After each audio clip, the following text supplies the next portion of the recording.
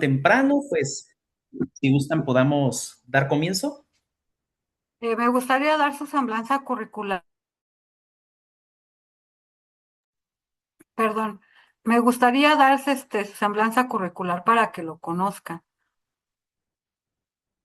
por favor.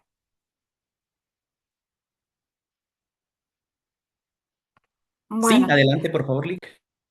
él es el doctor José Enrique Sánchez Alemán. Tiene como educación la licenciatura en criminalística por el Centro de Estudios Superiores en Ciencias Jurídicas y Criminológicas Plantel Morelia, CECIJUP. Tiene la licenciatura en Derecho por la Facultad de Derecho y Ciencias Sociales por la Universidad Michoacana de San Nicolás de Hidalgo. Tiene la licenciatura en Relaciones Internacionales por la Universidad Autónoma de México, UAM. Especialidad en documentoscopía y grafoscopía por el Instituto Nacional de Ciencias Penales, INACIPE. Tiene la maestría en Derecho Procesal Penal Acusatorio, por igual, por el Instituto Nacional de Desarrollo Jurídico Plantel Morelia, INADEJ. Maestría en Derecho Civil por el Instituto Nacional de Desarrollo Jurídico Plantel Morelia. Maestría en Ciencias Políticas por el Instituto de Investigaciones Económicas y Empresariales de la Universidad Michoacana de San Nicolás de Hidalgo. Tiene maestría en Administración Pública por el Clúster de Capacitación Coparmex Aguascalientes. Tiene el doctorado en Ciencias Forenses por el Instituto de Ciencias Jurídicas Forenses. Tiene maestría en investigación criminal en las ciencias forenses de la especialidad en criminalística por el Centro de Estudios Superiores en Ciencias Jurídicas y Criminológicas Plantel Morelia. Tiene la experiencia laboral como en el Poder Judicial de Michoacán como juez menor mixto de Morelia. Redacta resoluciones en materia civil, mercantil y penal tradicional. En la Auditoría Superior de Michoacán como auditor en la Universidad Michoacana de San Nicolás de Hidalgo como jefe del Departamento de Servicio Social. El H Congreso del Estado de Michoacán como asesor y secretario técnico de la Comisión de Hacienda y Deuda Pública. En el Centro de Estudios Superiores en Ciencias Jurídicas y Criminológicas, docente a nivel bachillerato, licenciatura y maestría. Y el despacho jurídico contable y pericial alemán, abogado, litigante y perito. Litigaciones en derecho civil, familiar, mercantil, penal y amparo, así como la emisión de dictámenes periciales en materia de documentoscopía, grafoscopía y evaluación, hechos de tránsito terrestre y balística forense y dactiloscopía. Esa es su semblanza curricular, su señoría. Le doy el uso de la voz para que empecemos con la clase. Al igual, ya es coanfitrión para que usted pueda compartir pantalla. Ahora bien, ¿cómo prefiere usted que la ronda de preguntas y respuestas se lleve a cabo como se va dando la clase o al final de ella? Es cuanto. Bueno, pues antes que nada, muy buenas noches a todas las personas que se dieron cita en este momento. Bueno, como ya nos hizo favor la licenciada Angélica Rocha de, pues ahí decir una breve semblanza de mi trayectoria, pero bueno, principalmente, pues actualmente, pues me dedico a ser juez en mi ciudad natal de Morelia, Michoacán, juez menor mixto. Ya en el transcurso les iré platicando más o menos cuáles son mis labores y respondiendo a su pregunta de bueno, de la serie de dudas que tengan los participantes. Bueno, si les parece a todos, podemos atender las peticiones que hagan a través del chat y de todos modos las cuestiones que vayamos platicando a lo largo de la presentación. Si a lo mejor ya la abordamos, no se preocupen, al final dejamos un margen considerable de tiempo también para responder las dudas que más se puedan, si les parece, claro. Y bueno, pues ya entrando en materia, si me permiten ya compartir.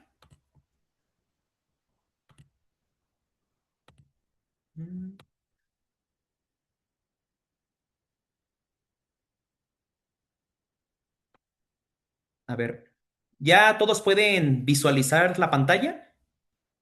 Sí, su señoría. Sí, su señoría. Perfecto.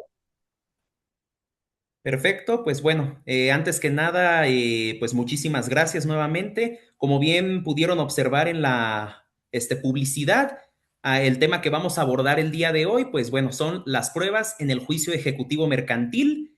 Igual nada más quisiera hacer una apreciación en esto. Obviamente este tema, entre muchos de los que platicamos con la licenciada Angélica, me pareció interesante porque bueno, en mi actual función como juez, es la materia que, pues ahora sí que el 90% de los asuntos que hay en el juzgado que presido me llegan, que nos toca dar trámite, específicamente los ejecutivos mercantiles. Y obviamente ustedes lo saben, las pruebas son la base de todo juicio. Ahora sí que sin pruebas, pues prácticamente pues no llegaríamos a nada. Y es justamente nosotros como juzgadores la base que utilizamos pues para determinar a quién le asiste la razón. Y también a lo largo de la presentación, bueno, vamos a hablar un poco de las generalidades. También voy a tratar de platicarles a grandes rasgos cuáles son los marcos jurídicos más importantes en la materia o que nosotros en la función jurisdiccional utilizamos para hacer justamente ofrecimiento, desahogo, la valoración. Y tío, también por ahí les estaré dando alguno que otro tip, porque se los juro, y eso también lo van a apreciar a lo largo de la presentación. En mi experiencia, por pequeños detalles, ahora sí que dirían por cosa de nada, se puede ofrecer mal o inclusive se pueden desahogar mal las pruebas y pues ustedes saben que eso pues ya da pie a que el resultado que obtengamos pues no sea el que buscamos, ¿verdad? Pues bueno, vamos si quieren a comenzar. De entrada, pues esto se deriva del juicio ejecutivo mercantil. Pues ustedes saben que para que un juicio o para que una acción sea considerada ejecutiva, igual esto lo establece el Código de Comercio en su artículo 1391, que el procedimiento ejecutivo tiene lugar cuando la demanda se funda en documento que traiga aparejada ejecución. Y obviamente ahí nos desglosa cuáles son esos supuestos. Pues obviamente las sentencias ejecutoriadas o pasadas en autoridad de cosa juzgada y la arbitral cuando sea inapelable. Más adelante vamos a ahondar en eso, conforme al artículo 1346 y observándose lo dispuesto en el 1348. Asimismo, los instrumentos públicos, testimonios, copias certificadas que de los mismos expidan los fedatarios públicos, en lo que conste alguna obligación exigible y líquida, la confesión judicial del deudor, según el artículo 1288 del mismo Código de Comercio. Aquí el punto, la fracción 4, los títulos de crédito, eso inclusive lo puse hasta en negritas, porque al menos acá en la experiencia judicial es lo que mayoritariamente siempre nos llega. Por eso es donde vamos a hacer sobre todo énfasis. Bueno, el quinto derogado, la decisión de los peritos designados en los seguros para fijar el importe del siniestro, observándose lo prescrito en la ley de la materia, facturas, cuentas corrientes y cualesquiera otros contratos de comercio firmados y reconocidos judicialmente por el deudor, asimismo los convenios celebrados en procedimientos conciliatorios ante la Procuraduría Federal del Consumidor, ante la Comisión Nacional para la Protección y Defensa de los Usuarios de Servicios Financieros, y los laudos arbitrales que se emitan y los demás documentos que por su naturaleza pues traigan aparejada la ejecución. Ahora bien, sí es importante, sobre todo porque sé que aquí, bueno, aquí hay ahora sí que bastantes perfiles, por lo que estuve escuchando antes de que comenzáramos y también por la difusión que se le dio. Muchos de los que están aquí, pues actualmente, pues son abogados litigantes, algunos son estudiantes de derecho. Principalmente yo trato de hacer mis explicaciones lo más sencillas. La verdad, yo, y eso se los anticipo de una vez, yo no me quiero meter tanto en tecnicismos. Obviamente habrá algunos que sí habrá que explicarlos, pero justamente como para que la mayoría de las personas pues lo puedan entender. Aquí el marco normativo o lo que es lo mismo, pues cuáles son las leyes o la normativa que regula a grandes rasgos la materia ejecutiva mercantil. Pues primeramente, pues la Constitución Política de los Estados Unidos Mexicanos, nuestra llamada Ley Suprema, pues en el artículo quinto, pues ustedes saben, es lo de que todos tenemos derecho a dedicarnos a cualquier actividad siempre y cuando sea lícita. En este caso, pues ahí entra el tema del comercio. el artículo 73 en sus fracciones 9 y 29, que son justamente las facultades del Congreso, pues para legislar en materia mercantil y no limitar también la competencia entre las entidades federativas, y bueno, el 104, fracción 2, entre muchos otros. Ahora sí que ustedes saben que en la Constitución las leyes no son tan, bueno, son más enunciativas, más no limitativas, por lo mismo es de que nos remiten a otro tipo de leyes.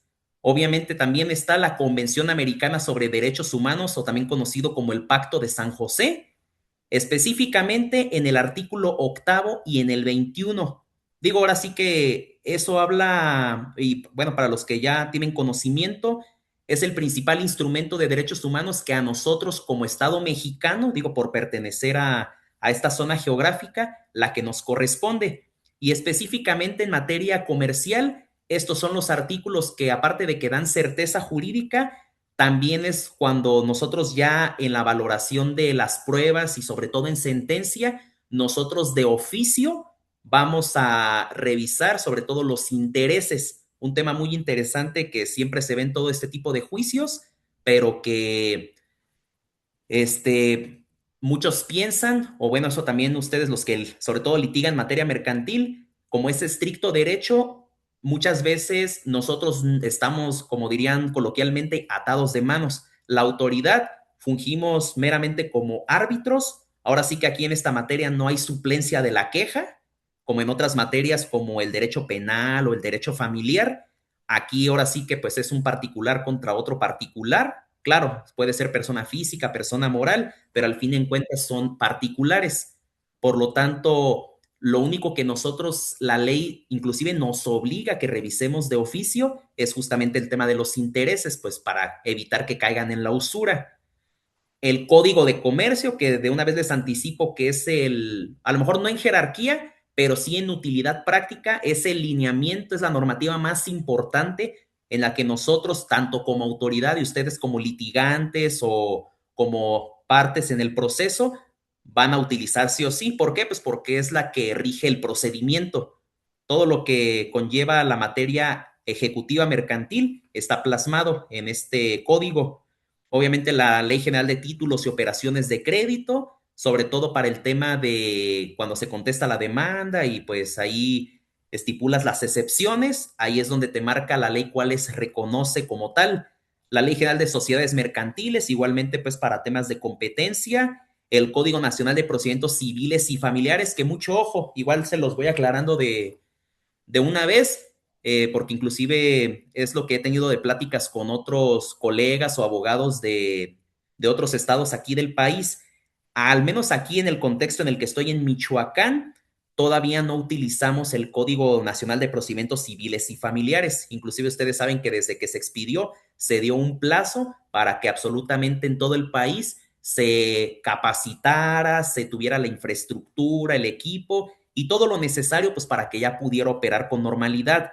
Pero aquí el problema es de que tenemos todavía hasta abril del próximo año para que esto pues en teoría ya empiece a andar. Solo que pues bueno, esos ahora sí que son meramente rumores. En algunos lados pues todavía va a tardar un poco pues en que esto sea una realidad. Porque a lo mejor por el tema de capacitación no queda, pero sí en el tema de infraestructura, porque pues, ustedes saben que eso conlleva también pues mayor presupuesto, andar gestionando, que pues los otros poderes también quieran apoyar esta causa y pues bueno, ¿qué les digo? También temas humanos. Por eso nosotros todavía seguimos aplicando supletoriamente el Código Federal de Procedimientos Civiles. Solo para algunas cuestiones muy específicas se utiliza el nuevo, pero para materia mercantil y demás ordenamientos todavía usamos supletoriamente el federal. La Ley Orgánica del Poder Judicial de la Federación y por tanto la Ley Orgánica del Poder Judicial del Estado. ¿Por qué? Porque también aquí para el tema de nosotros delimitar la competencia en cuanto a la cuantía, en cuanto a la materia, en cuanto al territorio, es donde principalmente nos van a dotar de esas facultades. Específicamente porque los que saben, que han litigado, la materia mercantil es una materia de orden federal. Inclusive el Código de Comercio, pues bueno, esta tiene aplicación nacional y por ende, se aplica tanto aquí en Michoacán como en el Estado de México, en Oaxaca, en Chiapas, en Chihuahua, en todos lados. Solo que depende también la entidad federativa, es donde se fijan algunos lineamientos en particular. En el caso de mi estado, que es Michoacán, aquí para que se defina la competencia de un juez menor con un juez de primera instancia, pues principalmente es la cuantía, que quiere decir que no sobrepase de las 1000 unidades de medida de actualización. Pues bueno, ya entrando un poco en materia, aquí vamos a platicar sobre el procedimiento. Miren, ahora sí que de una vez les comento, yo no acostumbro también a tiborrar pues de así de demasiada información la presentación. A mí me gusta más que lo platiquemos, que sea un poco más digerible y ahora sí que me limité únicamente a poner lo más importante. Bueno, ustedes saben que el procedimiento pues en pocas palabras son los pasos a seguir pues para llegar a un resultado, que en este caso sería la sentencia. ¿Cómo comienza esto? Pues desde la presentación de la demanda. Obviamente, pues esto le corresponde a la parte actora, ya sea que se le deseche porque, pues bueno, lo está promoviendo ante una autoridad equivocada. Por ejemplo, lo que les acabo de comentar de la cuantía. Si supongamos que, oye, son 140,000 pesos, no, pues ya te pasas, porque pues la UMA, bueno, así redondeándole, pues está como en 117,000 pesos, 1000 UMAS, entonces pues todo lo que prácticamente pase de ese monto, pues ya no es competencia de un juzgado menor, ya es competencia de un juzgado de primera instancia y obviamente pues eso es algo que pues no es susceptible de prevención. O peor aún, si tú lo presentas en oficialía de partes y lo diriges a un juez de lo familiar, pues claro que también te la van a desechar, digo, porque no es la materia.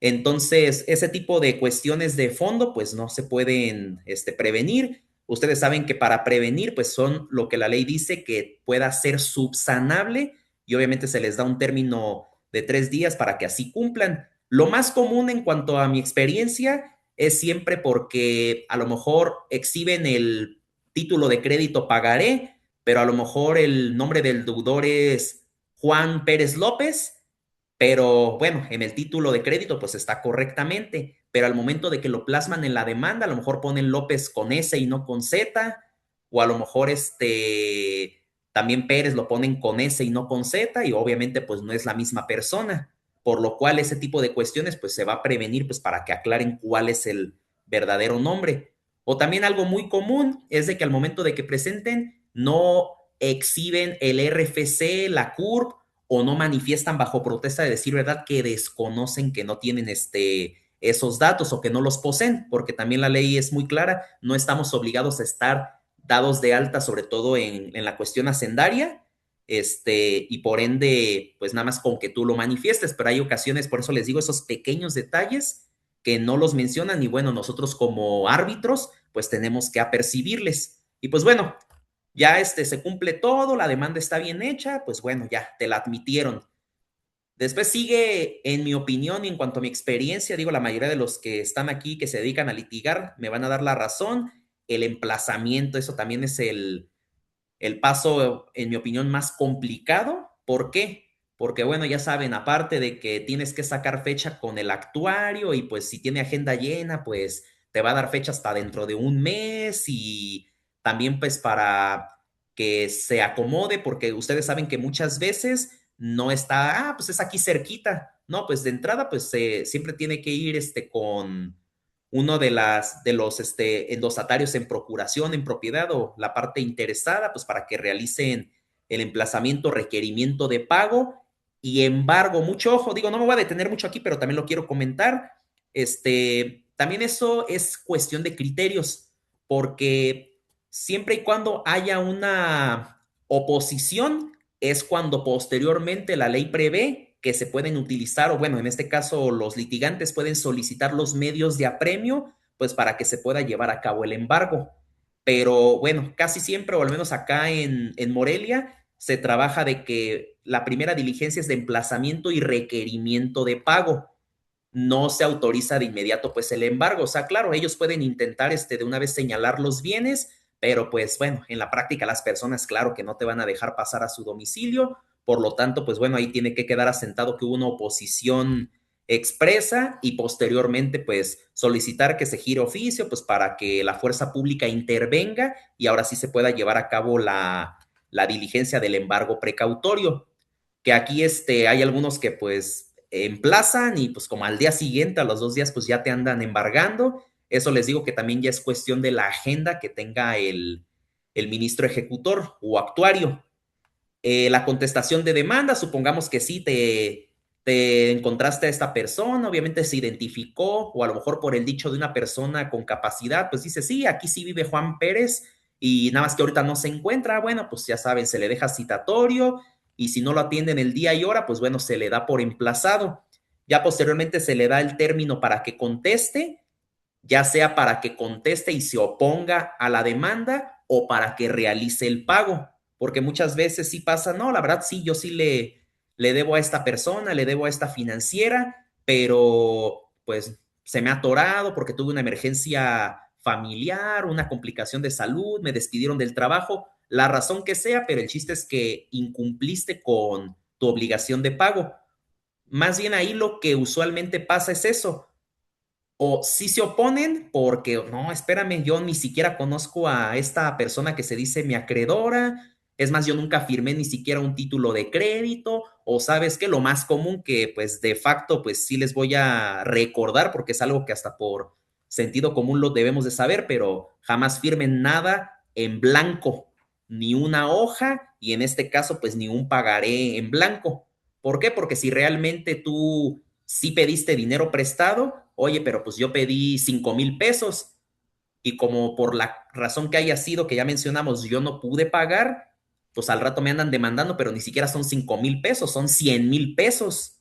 No, y la verdad sí pasa. Realmente siempre las demandas cuando se contesta o cuando las personas directamente pasan a platicar y bueno, pues ahora sí que uno los escucha y todo, pues sí manifiestan este tipo de situación, de que ellos ni siquiera conocen a la persona o que a lo mejor sí firmaron en blanco, pero pues ni siquiera fue por esa cantidad y bueno, ahí es donde más o menos van a ir fijando la litis.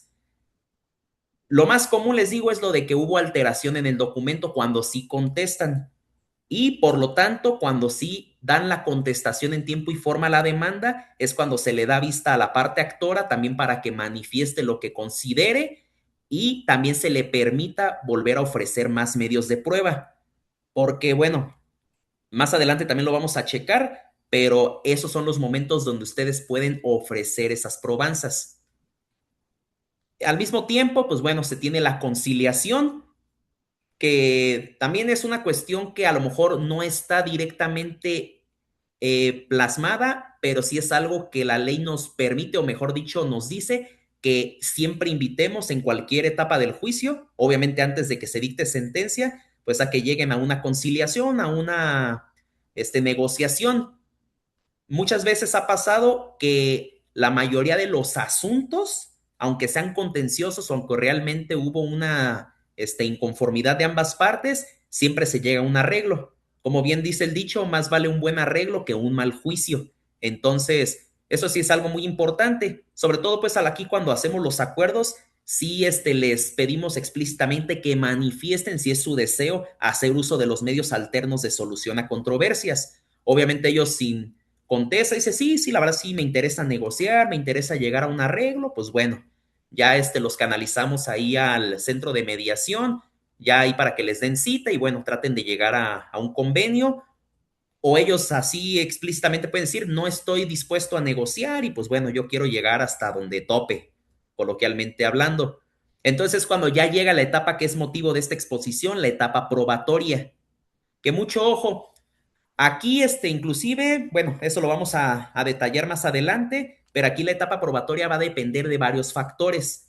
Si, por ejemplo, el juicio se va en rebeldía, es decir, pues que la persona demandada no contestó la demanda o no lo hizo en tiempo y forma, obviamente cuando sí la contestó, sí ofreció diversas probanzas, pues obviamente también la etapa pues va a ser mayor, o sobre todo cuando por la naturaleza de las pruebas, pues bueno, se tenga que dar a lo mejor un periodo extraordinario. Y ya superando esta etapa, que es ahora sí que ya en cuanto a la sustancia, pues es la más importante, seguirán los alegatos, que no es otra cosa que las conclusiones o los razonamientos finales del por qué la autoridad le tenemos que dar la razón o por qué no la tenemos que dar la razón. Y pues la sentencia, que es lo que a todos nos interesa.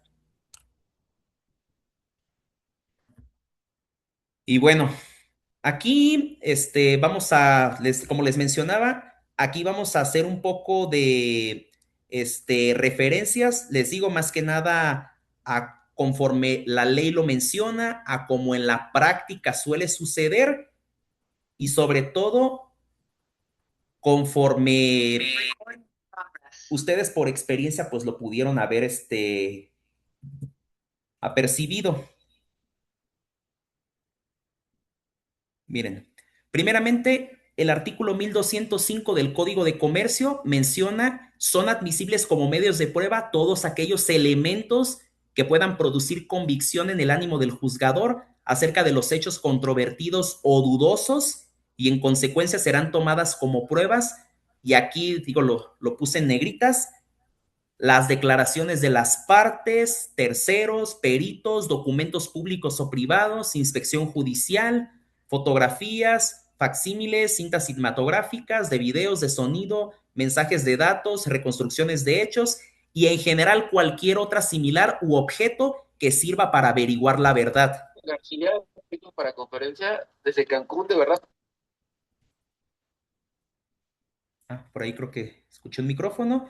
Digo, también si tienen por ahí alguna duda, por favor, a Oye, través del porque se chat. obliga a bajarte de todo tu porque a veces sospechoso y cosas así. Bueno, vamos para allá en un momento con los controles.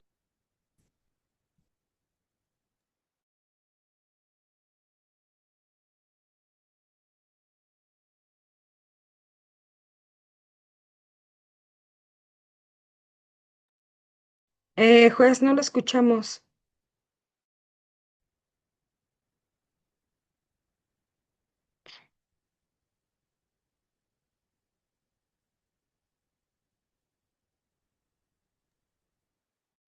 ¿Ya me escuchan? Sí, es que creo que silenciaron todos Ya. los demás. Por favor, les pedimos que tengan cuidado con los micrófonos.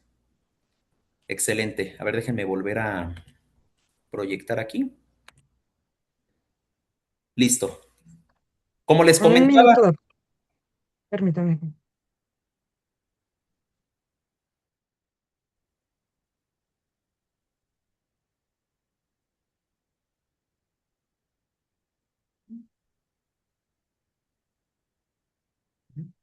ok, vamos a esperar más a que revisen el tema técnico. ¿Ya, licenciada? Sí, ya, perdón. Perfecto. No, no, no, no se preocupen. Miren, como les comentaba, aquí sí es muy importante que lo tengan en cuenta cuando se ofrecen las pruebas. Primeramente, la ley en el Código de Comercio, en el artículo 1401, es muy claro y especifica que los únicos momentos cuando se pueden ofrecer las pruebas es en el escrito de demanda inicial para la parte actora, en el escrito de contestación de demanda, pues obviamente para la parte demandada, y en la contestación a la vista. ¿Por qué? Eso también sí quiero que tengan mucho énfasis, sobre todo para los que a lo mejor van iniciando en este tipo de materia, en el litigio o son estudiantes, porque estos también son de los errores más comunes que en la práctica nos encontramos. ¿Por qué? Porque miren, ustedes saben que sobre todo la materia civil y la materia mercantil en muchos aspectos son muy similares, inclusive ahora sí que por pequeños tecnicismos puede cambiar la naturaleza de una de otra, pero sí tienen procedimientos muy particulares. Y en este caso, muchos como que se van por No se esta ve la vía. pantalla. ¿Se ve la pantalla o No, perdón, señor. no? Por favor, tengan cuidado con los micrófonos. Ujú. Aquí Buenas les noches. menciono. A ver, ¿sí se ve el recuadro? Disculpe. Se ve un recuadro azul, juez. No se ve, A maestro. ver, a ver, permítame tantito. Vamos Sí, nada más aparece una pantalla en azul. a ver. Déjenme dejar de compartir. Y a ver.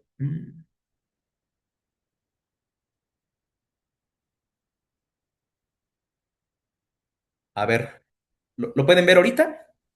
Sí, ya se aprecia. Listo, Sí, ya se ve. ya se ve su señoría. Ok, ok.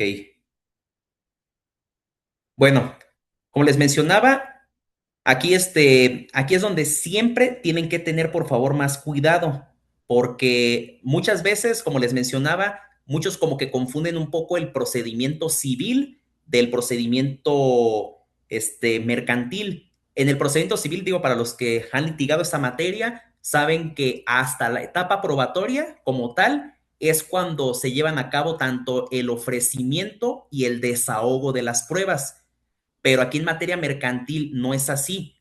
En la etapa probatoria, como lo listamos ahorita en el procedimiento, únicamente es para que se lleve a cabo el desahogo, ya no el ofrecimiento. O antes de que empiece la etapa probatoria, tampoco ya no pueden ofrecer. ¿Por qué? Porque digo, es muy común que a lo mejor sobre todo eso, ¿saben? Pasa muchísimo con la contestación de demanda. O sea, lamentablemente en este tipo de aspectos, la parte demandada es quien siempre tiene la desventaja. ¿Por qué? Porque ustedes saben que principalmente un documento que traiga pareja de ejecución, pues prácticamente goza de plena autonomía y de valor legal, y al contrario es a la parte demandada a quien le toca desvirtuarlo, obviamente a través de las diferentes excepciones. Entonces, de por sí, a ti te arrojan la carga de la prueba para este tipo de situación y todavía tú nada más tienes un momento para ofrecer las pruebas, que es en la contestación.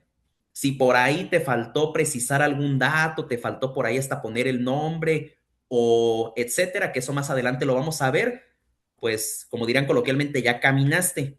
¿Por qué? Porque ya no es posible que lo perfecciones o que trates de aclararlo más adelante. Siempre me ha tocado que por cualquier cosa, no sé, adelantándome un poco, de los testigos, pues a lo mejor nada más mencionan, no, pues de 2 testigos que me comprometo a presentar en día y hora que el tribunal designe. No funciona así. Ustedes saben que tienen que poner nombre completo, apellido y domicilio de los testigos para que se les pueda notificar y obviamente pues sepan cuándo se tienen que presentar.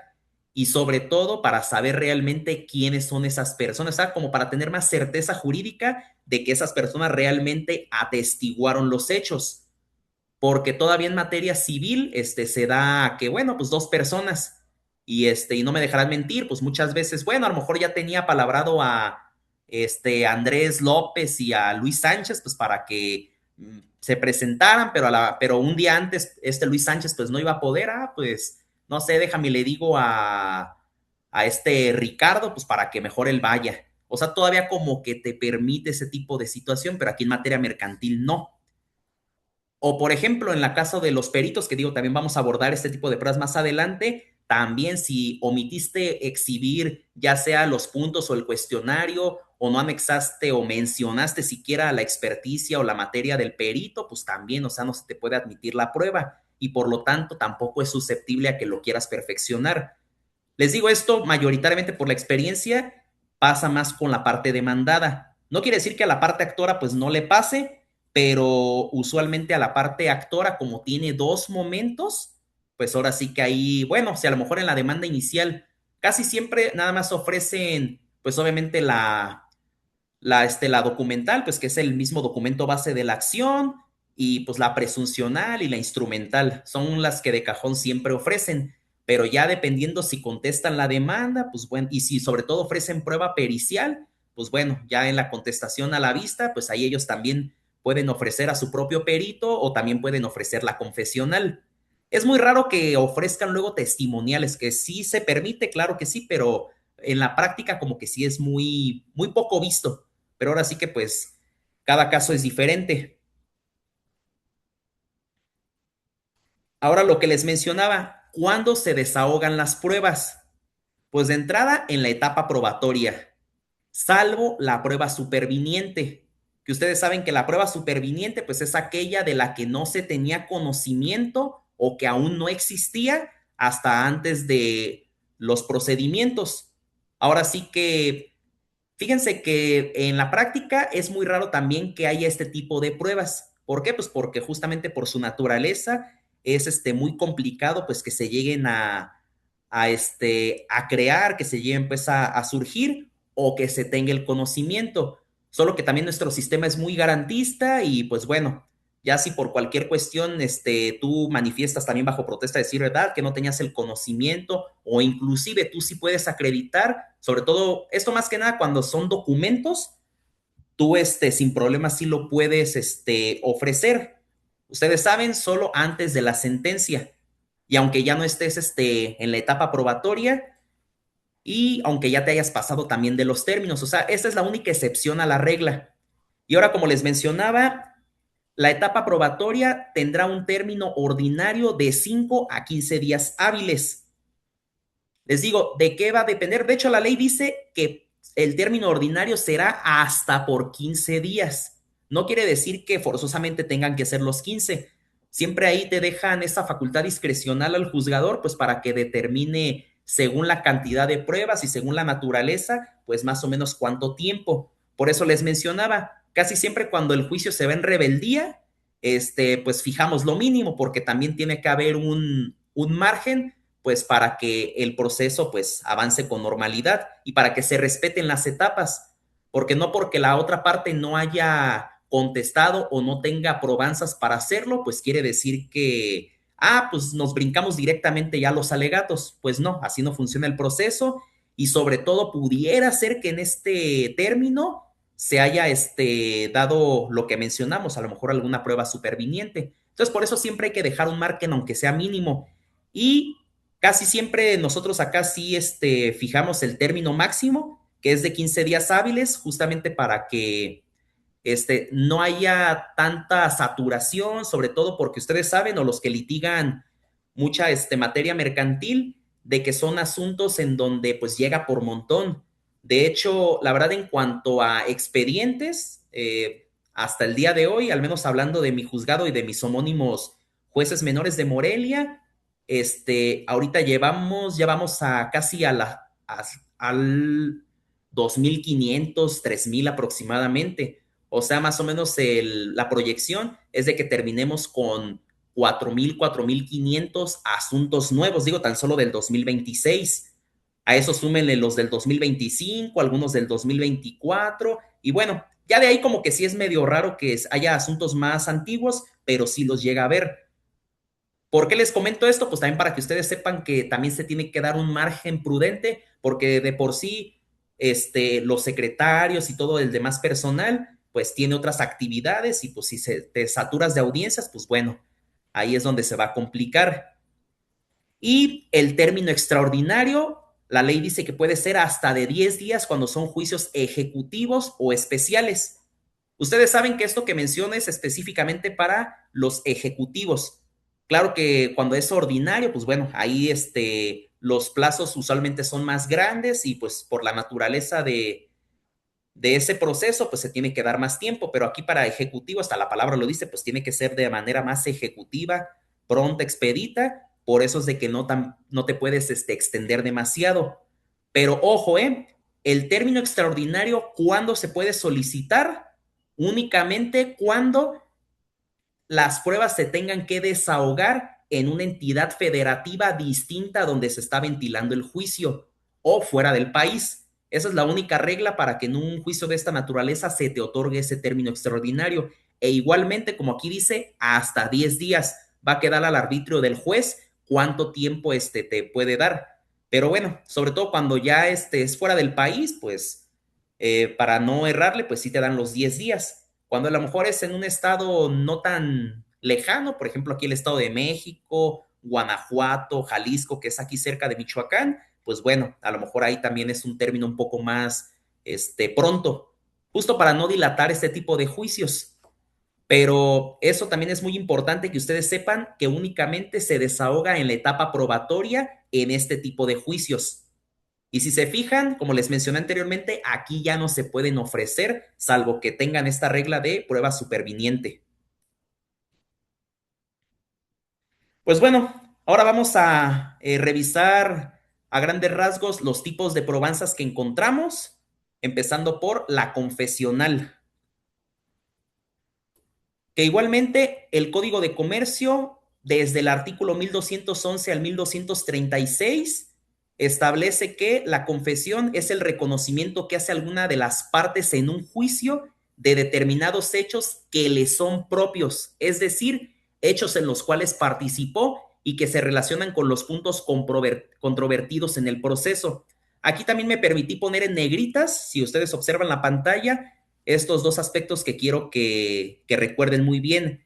De entrada, para que sea una confesión, pues obviamente tiene que ser propio, tienes que ser parte en el juicio en el que se esté ofreciendo dicha probanza y sobre todo que se relacione con los puntos controvertidos. ¿Por qué? Porque miren, en la práctica también es muy común que ofrezcan la confesional, pero únicamente se limiten a mencionarla. Ya en el capítulo de pruebas, oye, pues ofrezco la prueba confesional a cargo de pues el actor, quien deberá comparecer a las instalaciones del juzgado en días y horas que determine el tribunal, de manera personalísima, sin presencia de representante legal, abogado, etcétera. Eso hablando de una persona física. Obviamente cuando es una persona moral, pues tiene que ir un legítimo representante legal.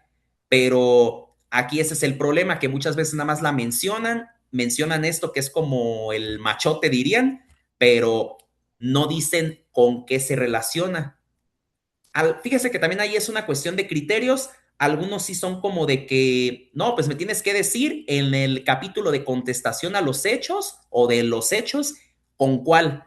Se relaciona con el hecho primero, con el hecho cuarto, con el hecho séptimo, pero hay algunos que se limita a decir que se relaciona con todos los hechos o con toda la naturaleza del juicio. Bueno, ahí también dependerá del juez, qué tanto le quiera dar como que ese margen de interpretación. Pero yo aquí un tip, yo les recomiendo que sí especifiquen con qué hecho en particular, porque si no dan pie a que pues ya al momento de que inicia la etapa probatoria, pues se les deseche. Otra cosa, el pliego de posiciones debe ofrecerse en sobre cerrado, firmado y exhibido antes de desahogar la audiencia. Aquí, cuando ustedes hacen referencia y lo ofrecen bien, ofrecen la confesional, no necesariamente en ese momento pues tienen que ofrecer ya el pliego de posiciones en esta modalidad. Aquí les digo, también va a determinarse pues con base al criterio del juzgado en el cual estén promoviendo el juicio, porque al menos hay algunos que dicen, no, es que inclusive hasta puede ser unos momentos antes de que se lleve a cabo o de que se tenga que desahogar dicha prueba confesional. Pero hay algunos que dicen, no, es que me lo tuviste que haber inclusive anexado con un escrito, con tiempo de antelación, para que yo alcanzara a sacar el acuerdo. Ahora sí que les digo que ahí ya es cuestión de criterios. Yo, obviamente, otro consejo que les doy, que lo hagan también con tiempo de antelación. De entrada, pues para que conste por escrito y para que justamente el día de la audiencia, aparte de que no anden, dirían ahí, con las prisas, tengan tiempo de ver si sí se admitió y sobre todo si lo ofrecieron bien. ¿Por qué? Porque inclusive puede ser, y eso también se los digo por experiencia, que a veces quien ofrece el pliego de posiciones en sobre cerrado ni siquiera es parte del juicio, o a lo mejor sí es, digo, a lo mejor es abogado del demandado, de la parte actora, pero no tiene reconocida la personería. Por lo tanto, pues se le dice que no ha lugar a atender su solicitud, toda vez que pues no es parte del mismo.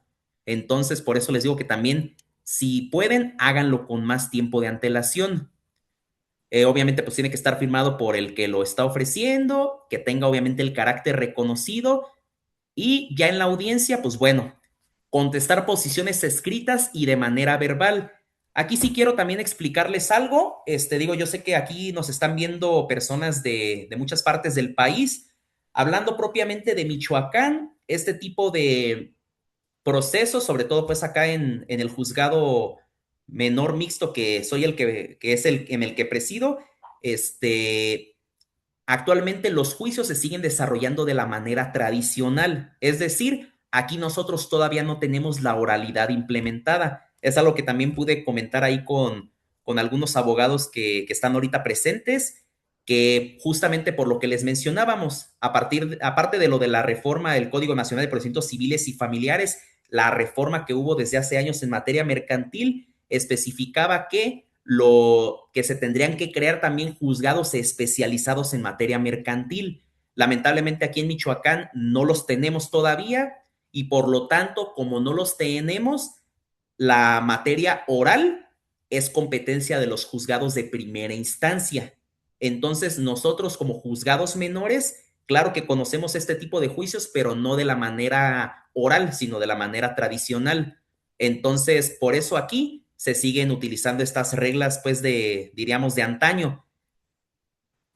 Ya al momento de que se está en el día y la hora, obviamente, pues, están las partes presentes, que ojo, la ley permite que la parte que ofreció la prueba esté presente, pero no es un requisito indispensable. O sea, ¿quién sí tiene que estar cuando se fije la fecha y hora? Pues la parte que va a contestar. Si en este caso la prueba confesional es a cargo del demandado, pues el demandado es el que tiene que estar, obviamente con su identificación. Y también aquí les vuelvo a dar hasta este consejo y recordatorio. Cuando vayan bueno, que digo, esperemos que nunca les pase, ¿verdad? Pero bueno, si en algún momento llegan a estar en esta situación o si ustedes son abogados del demandado o del actor, pues, pero que también va a absolver posiciones, siempre con antelación cítenlo. Es más, si la audiencia es a las 10 de la mañana, pues cítenlo desde las 9, porque lamentablemente saben que la puntualidad no es algo de lo que en general como cultura mexicana y latinoamericana, como que tengamos muy arraigada. Pues si dicen, bueno, pues me quedé de ver a las 9, pues mira, con que lleguen unas 9:20, 9:30, bueno, el chiste es que lleguen antes, porque ustedes saben que aquí, como es estricto derecho, no te presentas a tiempo, pues la otra parte, también es a criterio del cada juzgador, pero la verdad, si no se han por lo menos anunciado, la otra parte está en todo su derecho de pedir que se levante la razón, que se certifique que la otra parte no acudió en la hora establecida y pues por lo tanto de todas las posiciones que se califiquen como legales, pues bueno, se va a dar por confeso y ustedes saben que eso puede marcar toda la diferencia en un proceso. Por eso siempre llegar temprano, citarlo desde antes y sobre todo que sí lleven su identificación en físico, porque también me ha pasado que llevan nada más la pura copia, que claro, la copia, claro que tiene que obrar en el expediente, pero la copia ahora sí que pues digo ahí para sacarla, no es necesario que la traigan ya. Claro que nos agiliza y es recomendable, pero lo que sí o sí tienen que traer es la identificación en física, porque sí ha habido ocasiones en las que sí se presentan, pero como no la traen y solo traen la copia, pues ahora sí que no les podemos hacer el favor, dirían, y menos cuando la contraparte está, porque claro, a ellos les conviene y ellos están en todo su derecho de exigir que no se les permita, toda vez que no está acreditando idóneamente, pues que se trata de la misma persona. Y bueno, ya al momento de que se apertura el sobre, ustedes saben que ahí se tienen que revisar las posiciones que se pusieron. En este caso, ¿quién apertura el sobre? Pues el secretario de acuerdos, que es la persona que tiene fe pública. Ahorita lo que también mencionábamos, los fedatarios públicos, es la persona que en el juzgado tiene fe pública y que obviamente él va a dar cuenta en qué condiciones se encuentra ese sobre. Y en este caso, nosotros como jueces somos los que las vamos a calificar. Y para esto se tiene que observar lo que menciona el artículo 1222 del Código de Comercio. Las posiciones deben articularse en términos precisos, no han de ser insidiosas, no ha de contener cada una más de un solo hecho y ha de ser propio del que declara. Que claro, por ahí hay otras características pues que no se dicen de manera explícita, pero que también se entiende. ¿Por qué? Porque acuérdense que también aquí siempre, en todo momento, utilizamos los principios generales del derecho y también las reglas de que pues obviamente no pueden ser contrarias a la moral, a la ley, a las buenas costumbres, etcétera. Señoría, Primero, disculpe que lo interrumpa. dígame. Hay alguien haciendo, ya le movimos al Zoom y creo que no sé qué está pasando, pero volvieron a hacer de las suyas. Por favor, deje de compartir y siga mejor con la plática. Ya están solamente esperemos que pueda usted compartir las diapositivas para que usted siga su plática y ya no anden interrumpiendo. En lo que saco a la persona, por favor. No se Discúlpeme la preocupe. interrupción, es cuanto. No se preocupen. Igual por lo mismo yo les mencionaba, por lo mismo yo casi no saturo de información las diapositivas. A mí me gusta más que lo platiquemos y de todos modos, vamos a, al final responder las, preguntas. Pero miren, A ver, ¿ya lo pueden ver?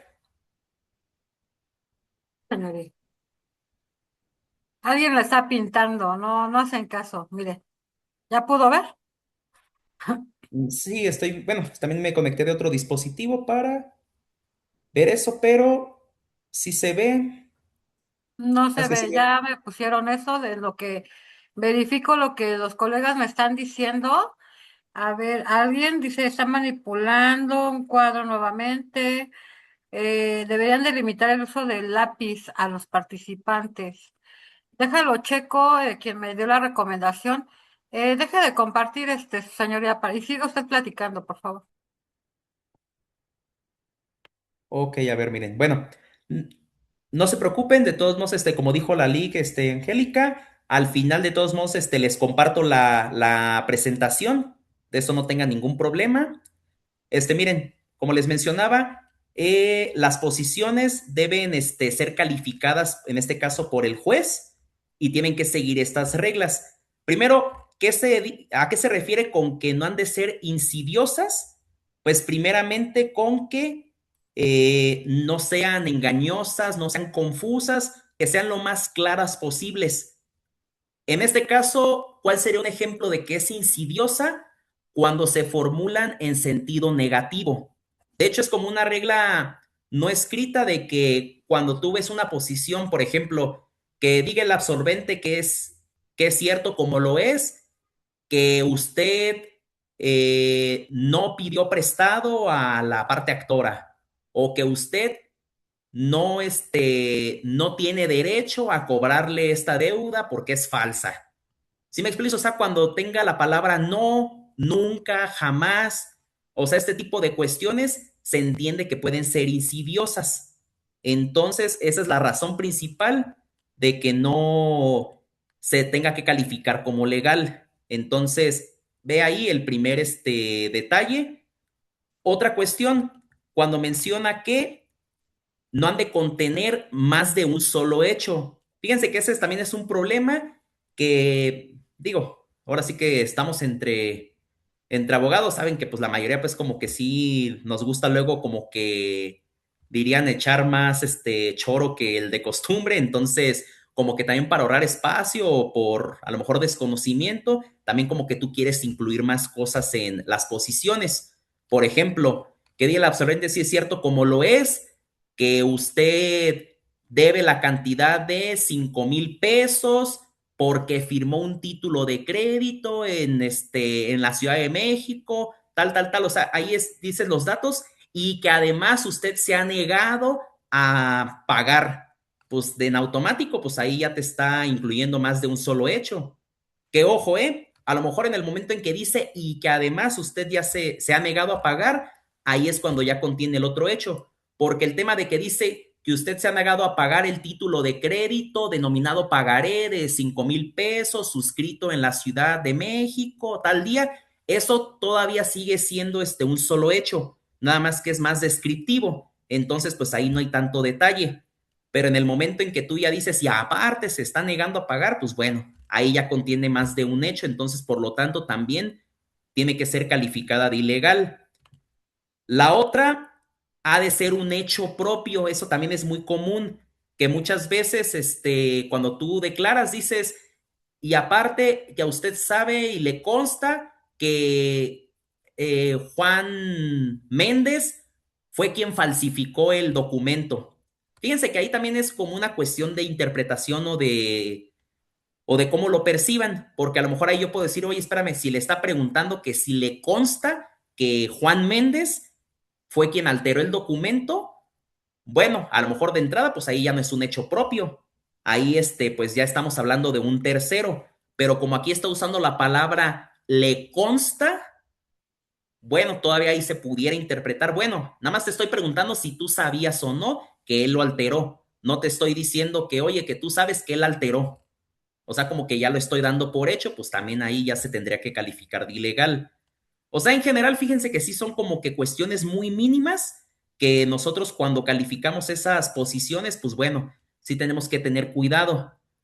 Pero en pocas palabras, yo sí les daré estas recomendaciones en cuanto a la prueba confesional, que sean lo más claro posible, o sea, es más, hasta si se puede que lo desglosen, así le salgan al final 30 posiciones, que claro, tampoco van a andar repitiendo, porque el problema es de que si se repiten, si por ejemplo me preguntaste en la pregunta 3 de que si conozco a la persona que ahorita me está demandando, y en la pregunta 15 le vuelvo a hacer la misma pregunta, pues a lo mejor ahí si el juzgador no se percata, pues bueno, a lo mejor te las da ambas por válida. Es también una estrategia que saben de, oye, a lo mejor aquí me dijo que no es cierto, pero acá me dijo que sí es cierto, pues a lo mejor ya cayó en contradicción.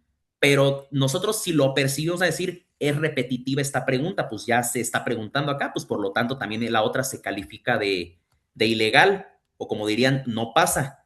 Por eso les digo que son varios aspectos que nosotros tomamos, pero ahora sí que yo les estoy mencionando como los errores más comunes, que no las ofrezcan en tiempo y forma, o que las ofrezcan, pero pues que no la firme quien lo está ofertando, que inclusive, pues les digo, no se presenten a la hora y con la debida identificación, y en general, pues que las redacten así. Sobre todo las redacciones en lo que yo siempre les tendría más cuidado. Bueno, a ver, déjenme checar si, ahorita pues ya, a ver, voy a hacer el intento, a ver si podemos A ver, aquí. a ver si ya no andan de traviesos. Ok, a ver. Bueno, no, antes nada más en la prueba confesional también darles esta razón. El juez obviamente la tenemos que calificar en el acto, pero les aclaro, como nosotros no tenemos todavía las audiencias orales, el secretario es quien primero da ese acercamiento. Ellos obviamente pasan a nuestra oficina, nos las pasan y ya sea que ahí te la dejen o inclusive a veces yo también les pido opinión a los secretarios y obviamente entre los dos ahí pues estamos debatiendo, más o menos ahí considerando si esta sí tiene que pasar, si esta no. Y bueno, ya todas las que sí se calificaron en su momento, pues se pueden hacer. Aquí lo que les mencionaba, si bien es cierto, la ley no te exige que el que las está formulando esté presente, porque eso lo puede hacer directamente el tribunal, sí es recomendable que se encuentre, porque imagínense, fueron 15 posiciones y ahora sí que nada más me pasaron 5 y ahora sí que son hasta unas bien básicas, pues me conviene reformular, que obviamente es una facultad que las partes sí tienen, pero nosotros también solo podemos permitirles, y digo eso, aunque la ley no es muy clara en eso, en la práctica solo les permitimos que reformulen una vez, es decir, bueno, esta posición como que no me, es que fue un error de dedo y es que sabes que me equivoqué en el año, es medio confusa o es imprecisa, entonces se permite que se reformule si es que está ahí presente y claro que es válido, obviamente me tendrán que volver a pasar y digo, sí, sí pasa, pero si no está presente, pues ya con las que se calificaron o para el caso contrario, como les mencionaba, en caso de que no se presente el demandado o que inclusive el juicio se haya ido en rebeldía, pues usualmente no se presentan y todas las que se califiquen de legales, pues ya se van a dar por ciertas. Ahora bien, vamos a platicar un poco de la prueba documental. De entrada, recordemos, bueno, el fundamento en el Código de Comercio es del 1237 a 1251. Se menciona que los documentos pueden ser públicos o privados. Los públicos están reputados como tales en las leyes comunes y además las pólizas de contratos mercantiles celebrados con intervención de corredor y autorizados por conforme a lo dispuesto en el presente código.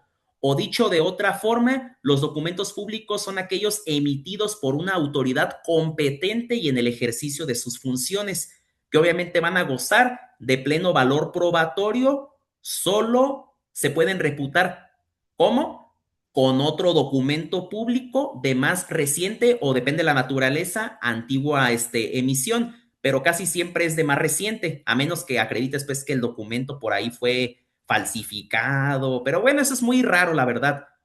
Ejemplo de documento público en un juicio mercantil, pues a lo mejor unas copias certificadas que obviamente eso ya trae aparejada la ejecución y pues eso claro que va a ser prueba plena. ¿Por qué? Porque están dados están expedidos pues por una autoridad que goza de fe pública o como aquí lo establece la ley para el caso pues de pólizas y en el que intervengan corredores públicos, pues ahora sí que esos también harán fe fe o prueba plena, salvo otro documento de la misma naturaleza.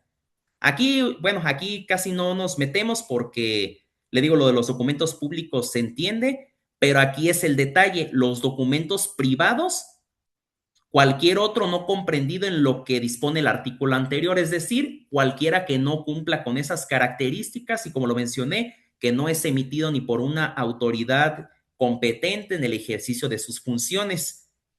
Y obviamente los pagarés de facto son documentos privados porque los emite una institución, bueno, si es persona moral, pues una institución privada, o si es de, como mencionan, los pagarés que vas a la papelería y ahí compras el fajo, pues bueno, también es un formato, pero quien lo suscribe o con quien realizas ese acto, pues es con otro particular, entonces, claro que no es una autoridad. Este tipo de documentos privados están sujetos al reconocimiento y solo pueden reconocer un documento privado, ojo, el que lo firma, el que lo manda extender o el legítimo representante de ellos con poder o cláusula especial. Ejemplo, volviendo a retomar el ejemplo del pagaré que compras en la papelería, pues si se supone que yo fui el que lo firmó, pues obviamente yo soy el que lo tiene que reconocer. O si digo, yo lo mandé extender, es decir, oye, ¿sabes qué? Yo soy el representante de la Caja Popular Mexicana. Vamos a poner ese ejemplo. ¿Por qué? Pues porque obviamente yo tengo ese poder que me acredita como representante legal y por lo tanto yo soy el que solicitó pues que se le expidiera en este caso a la parte demandada o deudora, pues para que se le hiciera el préstamo. Por lo tanto, también él tiene esa facultad. Pero ojo, el reconocimiento, fíjense que también aquí es un problema, porque aunque a veces sí lo mencionan o sí lo solicitan, vuelvo a lo mismo, no lo ofrecen conforme debe, porque ustedes saben que puede cobrar el pagaré, o en este caso el título de crédito, el último tenedor del mismo, es decir, puede ser que yo ni siquiera lo suscribí con el actual demandado, más bien a mí me vendieron el pagaré o a mí me lo endosaron en propiedad, en procuración, y pues por tanto, ya, pero previamente pues hubo como otras dos personas que lo suscribieron o se dejó en garantía o bueno, con los tipos de endoso que la ley reconoce. El chiste es de que obviamente el trato ni siquiera fue directo entre la parte actora ni la parte demandada. Entonces, el problema es de que dicen, oye, pues quiero mandar a la tenedora original, que pues era la Caja Morelia, para que venga a reconocerlo, pero pues el problema es de que pues esta persona ni siquiera es parte o ni siquiera especifican a quién o cómo se tiene que hacer, pues entonces no ha lugar pues a autorizar esta petición. Y ojo, y esto hasta aquí si alcanzan a ver, lo puse con mayúsculas, todos sujetos a la objeción. Y aquí es algo que, pues ustedes saben, ya pues hasta por ya una técnica jurídica, siempre, aunque sepas que el documento a lo mejor sí es legítimo, pero no te favorece, siempre objeta. Ahora sí que es otro consejo que yo les doy a los que intervengan. ¿Por qué? Porque si bien es cierto, tú exhibes el documento, pero si en el momento procesal oportuno no lo objetan, pues se entiende que tú estás consintiendo que el documento es legítimo o que en este caso pues sí goza de pleno valor probatorio. Pero obviamente cuando tú lo objetas, claro que tienes que explicar, o sea, fundar, motivar por qué lo estás objetando. No, toda vez que ese documento sufrió una alteración, toda vez que ese documento ya ni siquiera tiene validez legal, toda vez que ya prescribió. La razón que se les ocurra, ahora sí que observando las diferentes excepciones procesales, pero el chiste es de que siempre objétenlos, porque si no lo objetan, pues más adelante en la valoración, pues el juez pues tiene que darles ese pleno valor. Lo que ya mencionábamos, la prueba testimonial. En este caso tiene su principal fundamento del artículo 1261 al 1273, que menciona que todos los que tengan conocimiento de los hechos que las partes deben de probar están obligados a declarar como testigos. Obviamente aquí, contrario a la prueba confesional, aquí obviamente sí estás tú manifestando cuestiones de un hecho ajeno, porque si fuera hecho propio, pues tú no eres testigo, eres parte, pero si eres ajeno, pues claro que eres un testigo. Y aquí, como mencionan, todos los que tengan conocimiento de los hechos que se estén ventilando en el presente juicio y estén obligados a declarar. En este caso, aquí la regla cambia un poco. Dice que para el examen de los testigos no se presentarán interrogatorios escritos. Aquí sí menciona que las preguntas deberán ser formuladas de manera verbal y directamente por las partes, pero obviamente sí tendrán relación directa con los puntos controvertidos y no serán contrarias al derecho o a la moral. Lo que les mencionamos, esta es una cuestión básica, que aunque a veces los articulados no los mencionen, esto va implícito y deberán estar concebidas en términos claros, precisos y procurando que en una sola no se comprendan más de un hecho. Lo que les mencionaba, lo mismo que en la confesional. Aquí igualmente, aunque te salgan al final más, aunque te tardes, pues mejor desglósalo bien, porque aparte así el testigo, usualmente cuando tú llamas a declarar al testigo, pues es porque pues el testigo está de tu lado, ¿no? Obviamente, oye, sí, no te preocupes, a mí me consta porque pues yo estuve ahí y pues obviamente yo te voy a apoyar. Pero aquí, ¿cuál es el tema? Y en el primer punto, están obligados a declarar. Oye, el único testigo, los únicos testigos, por la razón que sea o porque no se quieren meter en problemas, no quieren presentarse, pues claro que la ley prevé que sí o sí se les cite. Obviamente, pues como les dije, tendrán que precisar nombre completo, domicilio, pues para que se les pueda notificar que tienen que presentarse, pues para testificar. Y obviamente en caso de que se nieguen o no atiendan al llamado, pues claro que también la ley prevé los diversos medios de apremio para que sí o sí pues comparezcan. Inclusive pues ustedes saben, inclusive hasta arresto hasta por 36 horas en caso de desacato.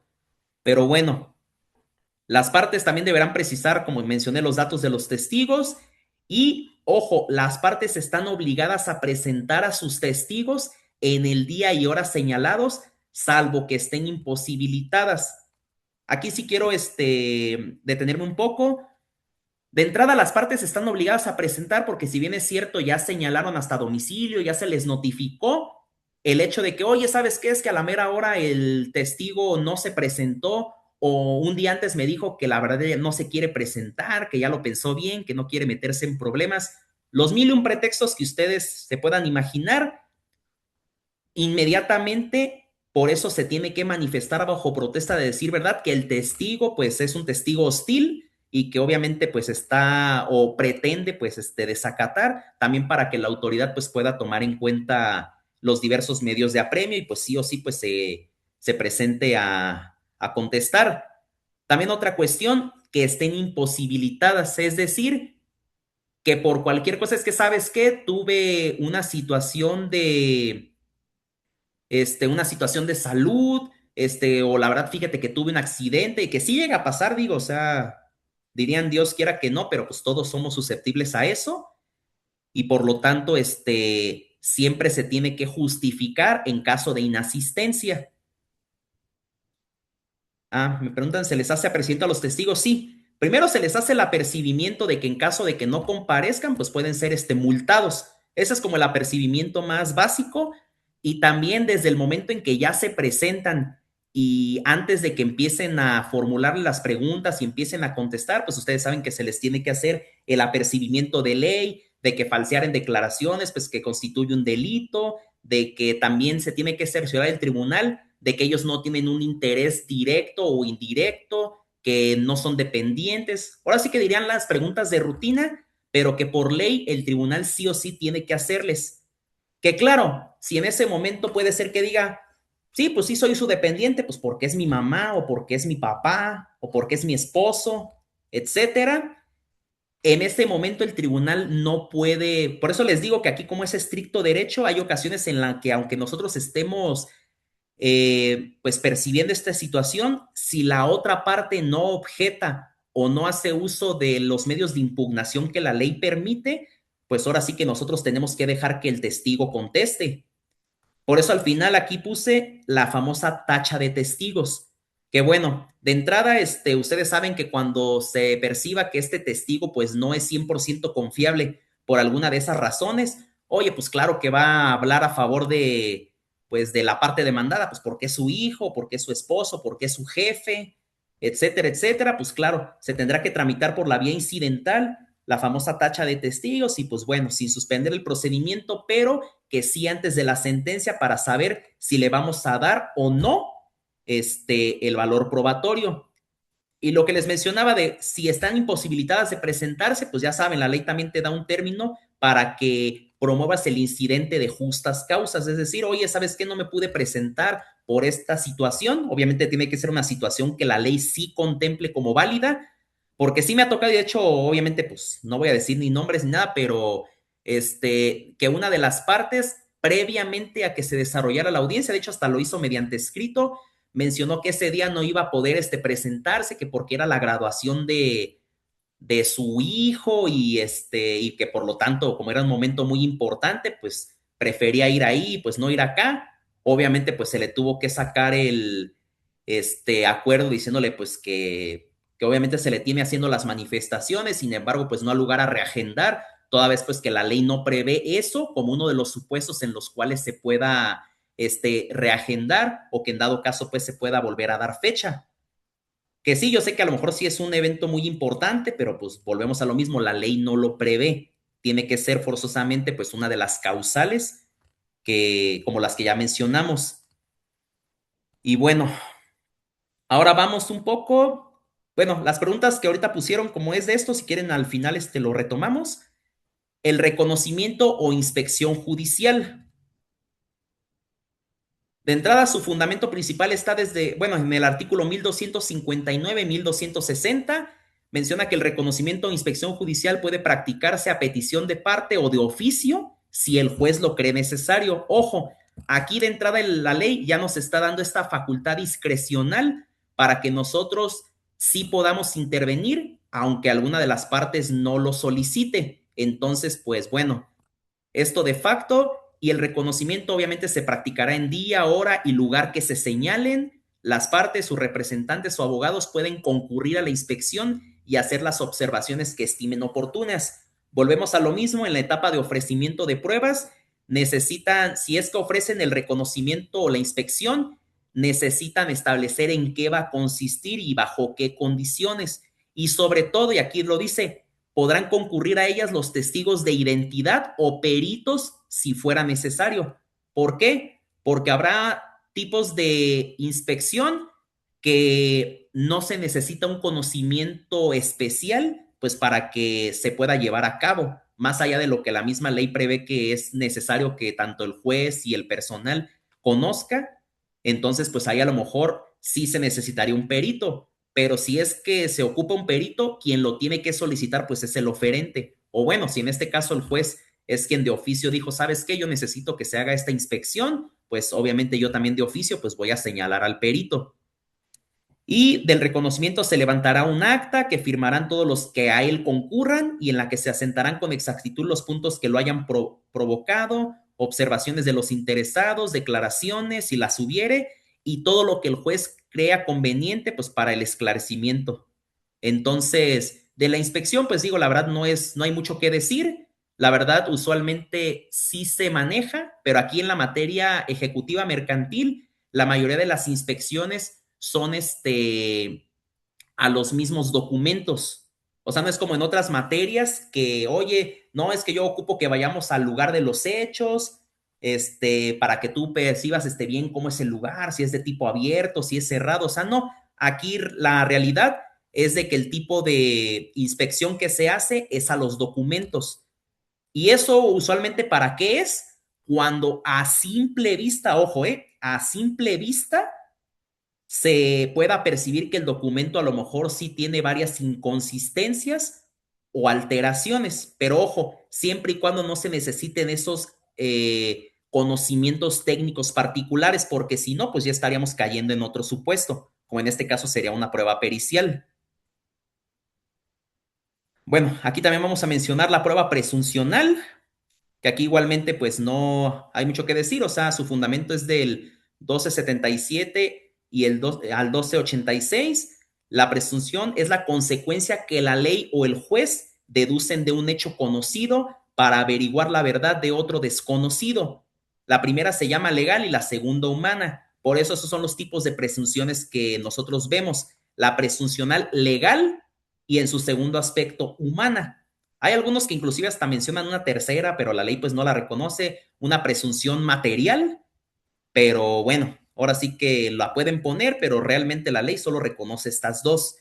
Y aquí mencionan los aspectos, que hay una presunción legal, ojo, cuando la ley lo establece expresamente, o sea, cuando pues ahora sí que no hay pierde, el mismo marco normativo dice que esto se tiene que considerar como una presunción legal o cuando las consecuencias nacen inmediata y directamente de la ley, es decir, no de manera directa, pero que sí al momento de analizar e interpretarlo, pues bueno, sí se tienen que tomar en cuenta. Y la presunción humana, cuando de un hecho debidamente probado se deduce otro que es consecuencia ordinaria de aquel. En pocas palabras, o como se lo explico pues sin tanto tecnicismo a la gente, la prueba presuncional quiere decir que tú como parte, ya seas parte actora o demandada, me estás dando a mí como autoridad la facultad para yo hacer mis propias conjeturas, tanto legales y humanas o lógicas. En este caso, como les menciono y vuelvo a hacer énfasis, como aquí es un estricto derecho, nosotros en casi todas las situaciones no podemos intervenir, salvo que la ley expresamente diga, oye, tú hasta de oficio lo puedes hacer y si lo crees conveniente, lo haces, pero si no es a petición de parte, tú no lo puedes hacer. Y si, por ejemplo, alguna de las partes te solicita, oye, o te ofrece como medio de probanza la prueba presuncional en su aspecto legal y humana, entonces, pues claro que yo la voy a tener que considerar. Pero si no hace mención a eso, pues ahora sí que, pues ni cómo hacerle. Por eso yo siempre digo que este tipo de pruebas son las que hasta de cajón siempre menciones, también la instrumental de actuaciones. Y bueno, de facto se los digo, la prueba pericial es la prueba más importante y no solo del juicio ejecutivo mercantil, sino de todas las pruebas. ¿Por qué? Porque acuérdense que la prueba pericial es una prueba científica y obviamente como es una prueba científica y como por obvias razones tiene un método científico y tiene una metodología muy rígida, pues se entiende que es más exacta o aunque no es exacta, eso lo vamos a ver, sí tiene tintes que lo hacen más creíble que las solas declaraciones, confesiones o testigos. Obviamente aquí en las imágenes pues les estoy ejemplificando algunas, pero aquí les detallé. De entrada, la prueba pericial abarca su fundamento en el 1252 al 1258 y menciona que la prueba pericial solo será admisible cuando se requieran conocimientos especiales de la ciencia, arte, técnica, oficio o industria de que se trate, más no en lo relativo a conocimientos generales que la ley presupone como necesarias en los jueces.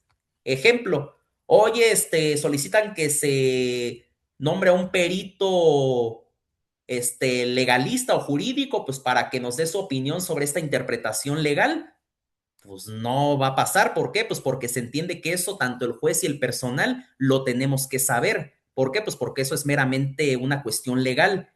Entonces, justamente es necesario que esto no sea materia de una pericial. Sin embargo, por lo que se desecharán de oficio aquellas periciales que se ofrezcan por las partes de este tipo o que se encuentren acreditadas en autos con otras pruebas. Tan solo se refieren a simples operaciones aritméticas o similares. Ejemplo, si yo ya te estoy diciendo, oye, ¿sabes qué? Pues a lo mejor yo hago una cuantificación de intereses. Obviamente aquí te tengo que explicar la metodología que utilicé, pero como son conocimientos básicos, pues claro que no necesitas ofrecerla mediante dictamen pericial. En este caso, son algunas de las materias en particular, que más adelante se las menciono, las que sí o sí se van a necesitar en un juicio de esta naturaleza. Y nada más para precisar, los peritos deben tener título en la ciencia, arte, técnica, oficio o industria a que pertenezca la cuestión sobre la que ha de oírse su parecer, y si la ciencia, arte, técnica, oficio o industria requiere título para su ejercicio. En este caso, acuérdense, el perito es un experto en la materia y como ya lo mencionaron, un experto en una ciencia, arte u oficio en particular. Y bueno, aquí les ejemplifico unas de las pruebas periciales más comunes que se manejan, sobre todo en orden de cómo nosotros las necesitamos en este tipo de juicios. Primeramente, una prueba pericial en materia de documentoscopía y grafoscopía casi siempre se ofrecen al mismo tiempo. ¿Por qué? Porque acuérdense que, bueno, sí estoy leyendo los comentarios, eso digo, lo vamos a abordar ya ahorita al último, ya casi terminamos, pero como casi siempre la excepción más común que ofrecen en cuanto a objetar el título de crédito es lo de la alteración, pues por lo tanto, ¿cómo yo voy a acreditar que realmente hubo una alteración? Pues con estas pruebas, documentoscopía, grafoscopía o en algunas ocasiones dactiloscopía, porque digo, para los que han visto o han cobrado o han tenido relación con los pagarés, hay ocasiones en las que firman y aparte plasman la huella digital, entonces, bueno, dactilar, y por lo tanto, también es necesario a lo mejor hacer este comparativo.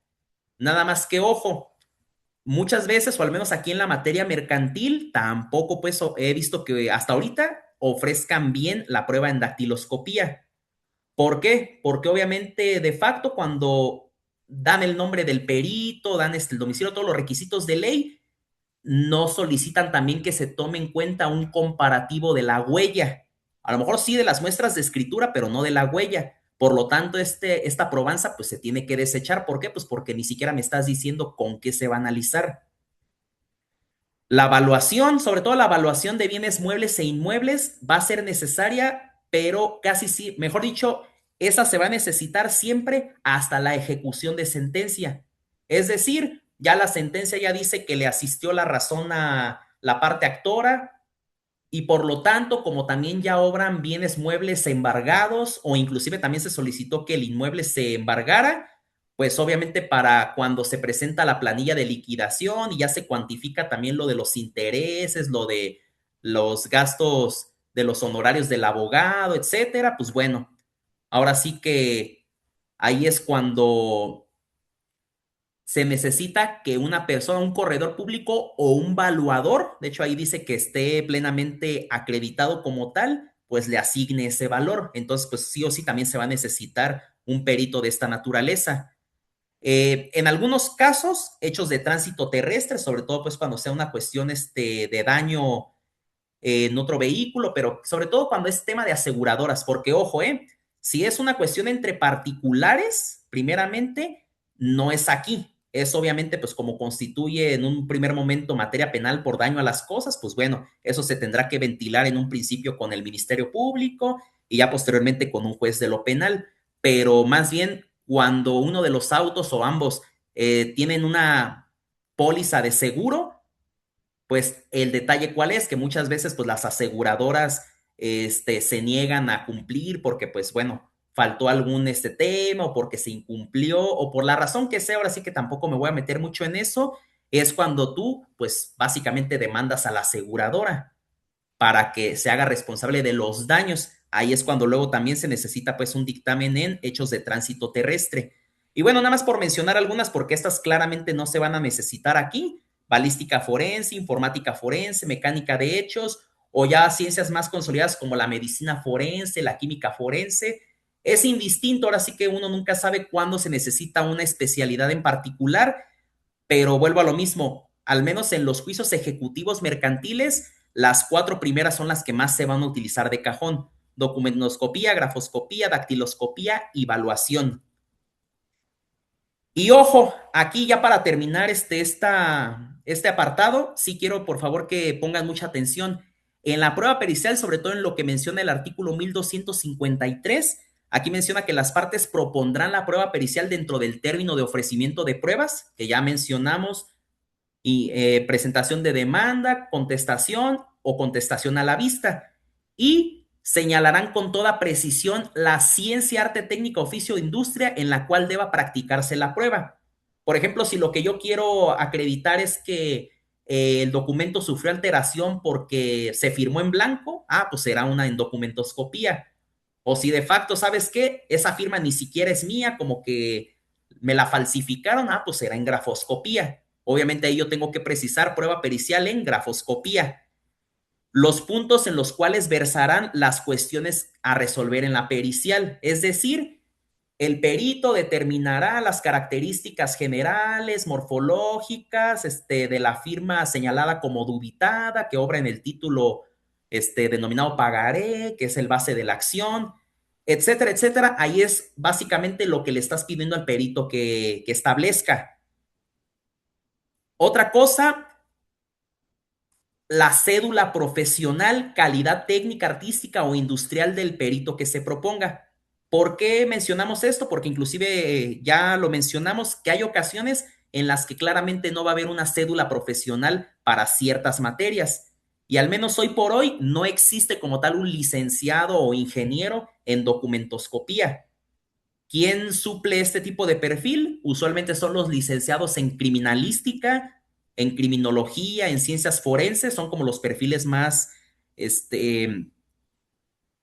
cercanos, pero obviamente ellos también tienen que acreditar que tienen estudios complementarios en esa materia que se está proponiendo. Ejemplo, oye, yo soy licenciado en criminalística y aparte tengo un diplomado en documentos cuestionados, en documentoscopía, en grafoscopía, o inclusive estudié una maestría en documentos cuestionados, un doctorado, lo que sea, pero el chiste es que tú tienes que acreditar que sí cuentas con los conocimientos.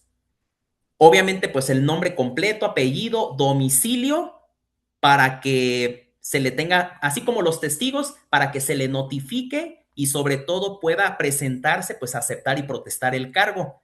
Y ojo, porque donde falte un requisito esencial, aquí inclusive la fracción 2 nos lo dice claramente, la falta cualquiera de los requisitos anteriores, el juez desechará de plano la prueba en cuestión. ¿Y esto por qué es importante? Porque también he notado que no todos saben ofrecer la prueba.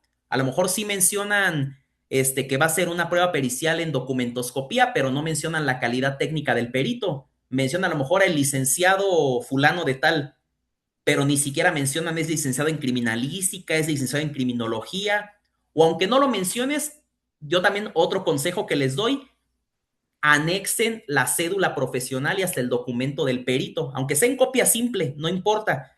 Más bien ya cuando el perito vaya a aceptar y protestar el cargo, bueno, ya ahí él tendrá que perfeccionar y poner más documentos si quiere, pero como para que no haya ese tipo de problema, anéxenlo, porque el problema es de que ni lo mencionan ni anexan el documento y pues por lo tanto no se les puede admitir como es debido. Y bueno, en caso de estar debidamente ofrecida, el juez la admitirá, quedando obligada a las partes a que sus peritos dentro del plazo de 3 días presenten escrito en el que acepten el cargo y protesten su fiel y legal desempeño.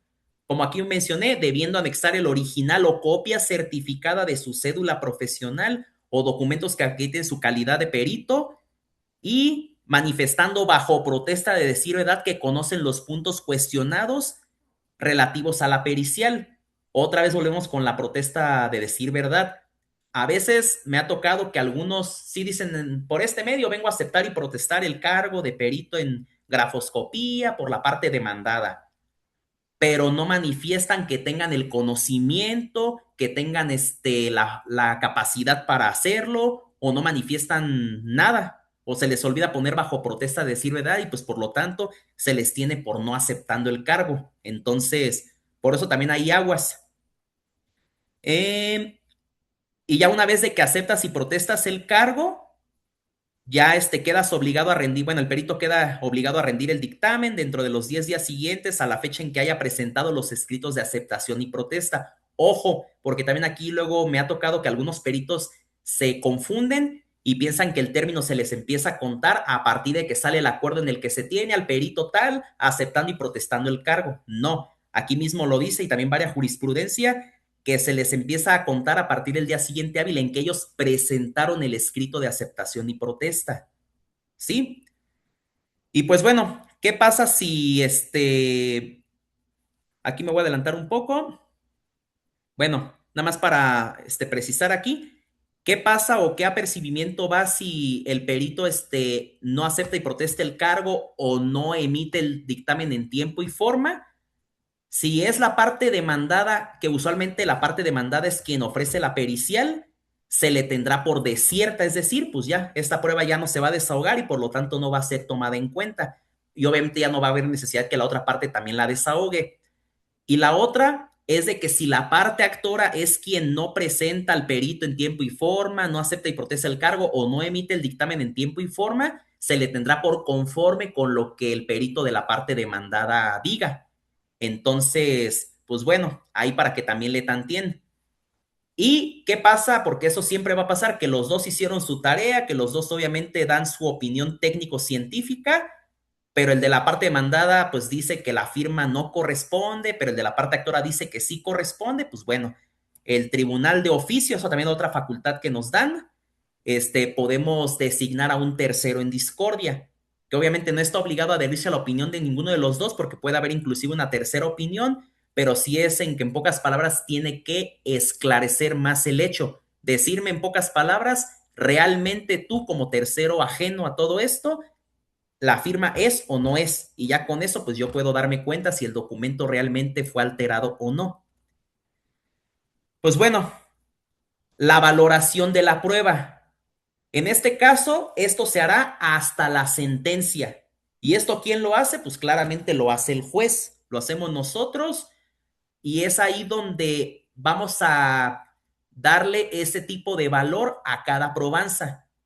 La prueba confesional, sí se le va a dar valor por esto, no se le va a dar valor por esta cuestión. Ahí es donde sabemos que tenemos que dar nuestra fundamentación y motivación. Es decir, primeramente mi razonamiento me dice que esta probanza carece de valor, toda vez que como al final el perito no fue muy claro, o sabes qué, al momento de que la persona que absolvió posiciones a todo contestó que no es cierto, pues claro, eso no me puede dar a mí certeza de nada. Ahorita por aquí vi algo en el chat y efectivamente, o sea, también está la confesión que se hace inclusive desde la ficta, que se da desde el escrito de demanda, e inclusive hay algunos que solicitan que se dé una confesión desde el momento en que se hace la diligencia de emplazamiento, que, oye, sí reconozco el adeudo, pero no tengo para pagar. Pues desde ahí, pues también ya está aceptando que sí debe. Pero bueno, casi siempre eso se puede desvirtuar. ¿Por qué? Porque también la realidad es de que, aunque los actuarios también tengan fe pública, a veces ya es como un machote que ellos traen y pues eso ya viene implícito, aunque ellos ni siquiera hayan manifestado tal cuestión. Pero bueno, donde sí, como bien mencionan, se va a tomar en cuenta si es que hubo esa confesión ficta, va a ser en los escritos de contestación o a lo largo de el proceso. Y pues bueno, eso pues sería todo de momento. También aquí en la pantalla estarán viendo mis redes sociales donde periódicamente subo contenido de diversos temas del derecho, aquí en Facebook, en Instagram, en TikTok, igualmente, como les mencionaba, a través de la Liga Angélica, y les haré llegar esta presentación, y pues bueno, aquí también tendrán estos datos. Por mi parte sería todo, y licenciada Angélica, si podemos ahora sí, dar pie a las preguntas y respuestas. Yo sé que a lo mejor no vamos a poder responder todas, pero las que más se puedan. Claro que sí, su señoría. Vi que ya estuvo contestando algunas preguntas en el trayecto de la charla. Eh, bueno, vamos a ir con las últimas por la premura también del tiempo. Dice, mm, esa se la contestó, en la citación de los testigos, en algunos casos, el tribunal distribuye la carga al oferente el citatorio al oferente. Y A eso ver, nos lo mira dice aquí. Samsung.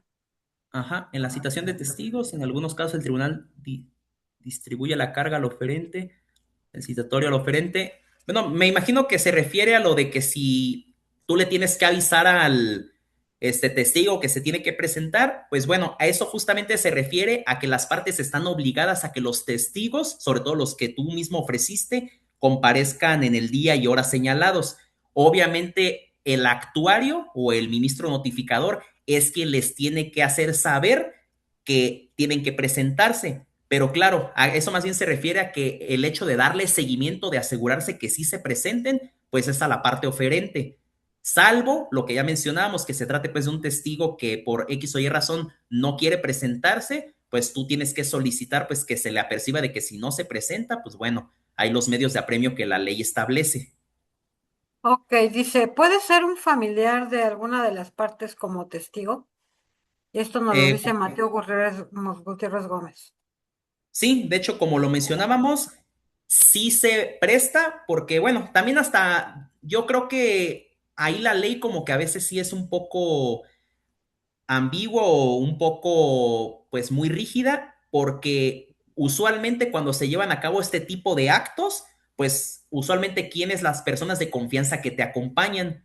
Pues, tu familia, o sea, tu hijo, tu papá, tu esposa, tu esposo. Obviamente ellos, claro que realmente sí estuvieron ahí y sí pueden dar fe de que, pues, pasaron así las cosas. No, sí, yo estaba ahí cuando le dio el dinero en efectivo, o yo estuve ahí cuando está él nada más firmó en blanco, pero aquí, ¿cuál es el tema? Que claro que hay un sesgo por el hecho de que pues sí hay dependencia económica o hay esa relación. Pero como mencionaba, aunque yo aperciba que se trata de un familiar, un dependiente, yo tengo que permitir, o sea, yo como autoridad tengo que permitir que sí testifique. Si la contraparte apercibe o sabes qué, yo creo que le puedo tirar este testigo con un incidente de tacha de testigos, pues bueno, eso lo tendrán ellos que ejercer. Pero nosotros así de oficio, pues no podemos negarles que testifiquen. Si me explico, eso también es a petición de parte. Dice, las formalidades son distintas en el juicio ejecutivo oral. Se da también la confesión ficta que se desprende del escrito de demanda. La ratificación del contenido y firma sustituye a la pericial. Bueno, de entrada lo que mencionó, bueno, ya contestamos la de, efectivamente, lo de la confesión ficta, pues sí, esto fue casi con lo que cerramos. Lo que mencionaban de, es que aquí se me trabó. Lo que mencionábamos de la, este, del reconocimiento, sí, o sea, técnicamente esa puede sustituir a la pericial, pero como ya mencionábamos, siempre y cuando de entrada pues se ofrezca bien, se pueda desahogar bien y sobre todo cuando sean aspectos que no necesiten un conocimiento específico o científico. Como bien dicen, oye, juez, lo único que yo quiero que veas con la inspección o reconocimiento también, o sea, con la inspección, es de que tú nada más veas que hasta inclusive se escribió con diferente tinta y eso pues no se necesita ser experto en la materia para percatarlo.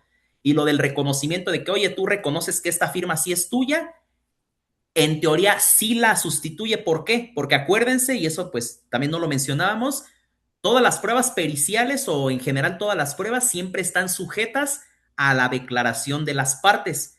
Si desde el principio una de las partes ya está reconociendo que la firma sí es suya, pues ya para qué desahogamos la pericial, nada más sería pues un gasto innecesario. Pero si él niega que esa firma sea de él, pues claramente sí se va a tener que hacer la pericial. Entonces, pues sí, ese es el tema.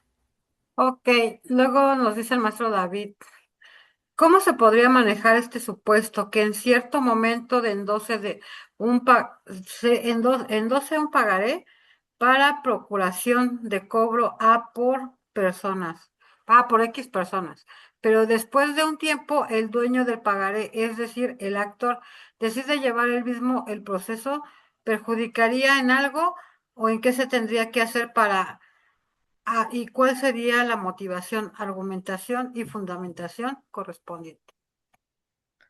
A ver, como que ahí había varias preguntas, pero sí, el que da la procuración puede quitarla, sí. ¿En qué supuestos? Supongamos que yo, pues yo soy el acreedor original, obviamente, pues yo endosé en procuración para que este despacho especializado en cobranza, pues me haga efectivo y me lleve todo el proceso. Pero por cualquier cosa, pues a lo largo del proceso yo tuve diferencias con este despacho y ¿sabes qué? Mejor voy a contratar a otro. Claro que sí se puede hacer otro endoso, porque acuérdense que cuando se presenta la demanda, casi siempre si no es por propio derecho, la promueves a través del endosatario en procuración, pues obviamente ellos ya tienen esa personería reconocida. Pero si durante el proceso yo acudo directamente y digo, ¿sabes qué? Pues les quiero revocar ese endoso y quiero hacer uno nuevo, también tengo que solicitar pues de que el tribunal me ponga a la vista el documento, pues para que yo lo pueda hacer. Sí se puede. Y ya, ¿qué otra cosa mencionaban?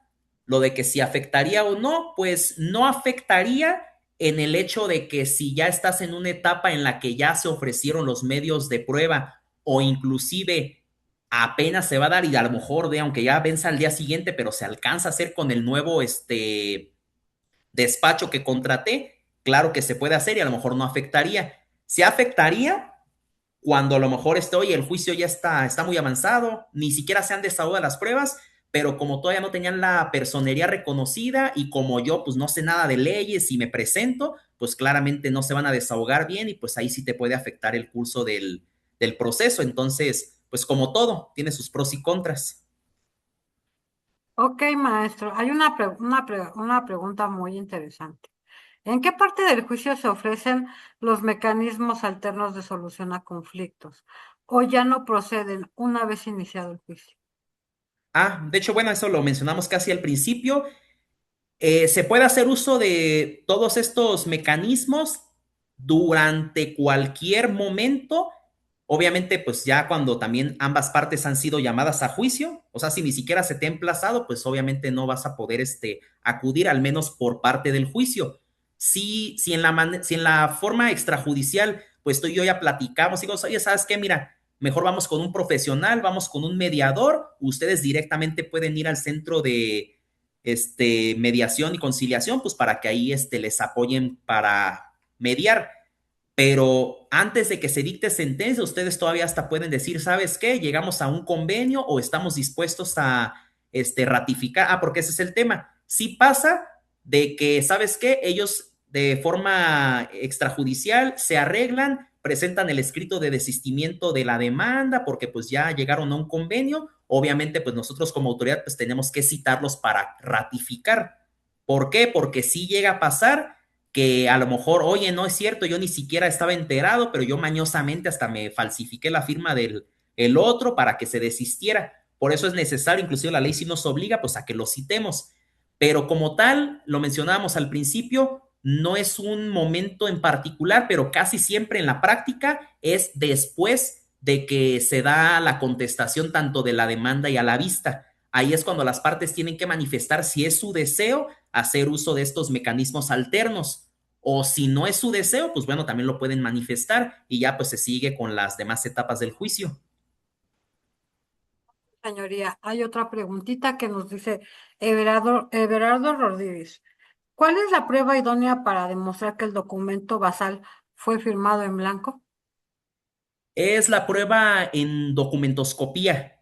En este caso, como mencionaba, casi siempre las ofrecen así juntas. Prueba pericial en documentoscopía y grafoscopía. Inclusive hasta le ponen caligrafía, que pues realmente, y eso pues lo saben, la caligrafía pues nada que ver. La caligrafía es, les digo, es lo que te ponían a hacer en el kinder pues para que mejoraras tu letra, pues para que aprendieras a agarrar el lápiz o el útil inscriptor, pero bueno, ya como por costumbre así lo refieren, pero realmente es documentoscopía y grafoscopía. La documentoscopía es la que se va a ofrecer si en este caso tú dices que el documento fue alterado porque se firmó primero en blanco y posteriormente se llenó.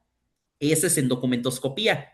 Pero si, por ejemplo, yo estoy atacando directamente la firma que, oye, es que esa firma es falsificada, pues tiene que ser en grafoscopía. O sabes qué, tanto la firma y el llenado, porque a lo mejor ahí era, no sé, en número era 10,000, pero como no se puso en letra, después ahí le agregaron un cero y le pusieron 100,000, pues bueno, también ahí yo tengo que ofrecerla en documentoscopía, pues para también ahí hacer el comparativo del mismo documento. Muy bien, su señoría, son todas las preguntas. ¿Alguien más? Levánteme su mano para darle el uso de la voz. Ya les dio pena más su señoría. No se Porque ya, preocupen. permítame, por favor. Pues bueno, aquí este es el presente reconocimiento que le otorga Bufet Jurídico Rocha al doctor José Enrique Sánchez Alemán, que es juez menor mixto de Morelia, por su destacada disertación en la conferencia titulada Las pruebas en el juicio ejecutivo mercantil, que se llevó a cabo el día 31 de julio del 2026 con una duración de 2 horas. Firma su servidora, soy la licenciada Angélica Rocha Victoria. Cabe señalar que les he mandado el link del canal de YouTube. Ahí van a poder ver la grabación de esta clase. Cabe señalar que su señoría no me ha cobrado absolutamente nada por venirles a dar cátedra. Espero que hayan que esta plática les haya robustecido lo que ustedes ya saben, o si vinieron de manera de calidad de estudiantes, espero que hayan sacado anotaciones, porque esto en un futuro les va a servir. Ahora bien, pues nosotros estamos con él, cerramos el ciclo de conferencias jurídicas del mes de julio y cabe señalar que hoy cumplimos exactamente un año de ofertar este ciclo de conferencias a toda la comunidad jurídica y al público en general. También le señalo que le corro traslado de copia de esta grabación para uso exclusivo de usted, su señoría, al igual que su reconocimiento por vía WhatsApp. Perfecto, Estamos licenciada. festejando con agüita, brindando con agüita. Entonces, muchísimas gracias, su señoría. Espero que en algún futuro nos vuelva, pues nos reciba una invitación para venir a nutrir al gremio jurídico. Perfecto, no, pues nada más ya para finalizar, licenciada, al contrario, gracias también por la invitación. Igualmente, nuevamente, gracias a todas las personas que se dieron cita. Y bueno, ya todo lo comentó aquí la licenciada. Cualquier cosa tiene su contacto, también ahí tienen mis redes, cualquier cosa que a lo mejor no se pudo resolver en este momento, mándenme mensaje de inbox o mensajería de cualquiera de mis redes. Siempre me doy el tiempo para contestar y pues estamos aquí en pie y al orden. Tarde, pero contesta. Porque pues uno puede entender que pues va a resolver y luego los jueces tienen horario de entrada, pero no la tienen de salida. Así que, su señoría, muchísimas gracias. Les doy gracias a todo el público del gremio jurídico y del público en general que nos haya seguido a lo largo de todo este año y esperemos que si el de arriba nos da para más tiempo, sigamos con este bello andar. Muchísimas gracias. Permiso, que tengan bonita noche todos. Gracias, nos vemos a finales Buenas de agosto. noches. Muchas felicidades, licenciada. Gracias, Gracias, juez. chicos. Feliz Bye, a aniversario también, celebrar. ¿eh? Gracias, su señoría. Bye.